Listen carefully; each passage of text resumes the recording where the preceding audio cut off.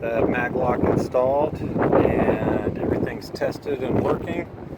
So this will be the second or third test. So it's got a delay on this gate. It's looking good. Go ahead and give it a close command.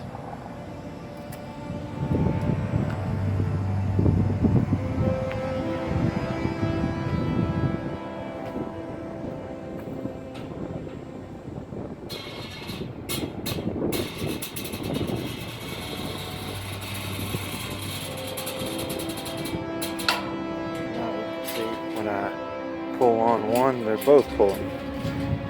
Alright, so I'm happy with that. Give it a command, you'll notice that one leaf opens before the other.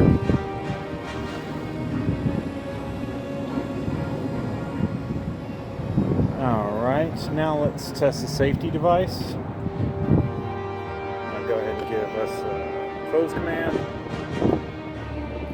Then I'm going to break the photo beam right now.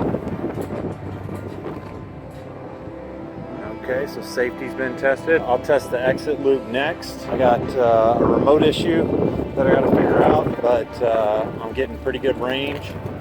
Let's watch these close again.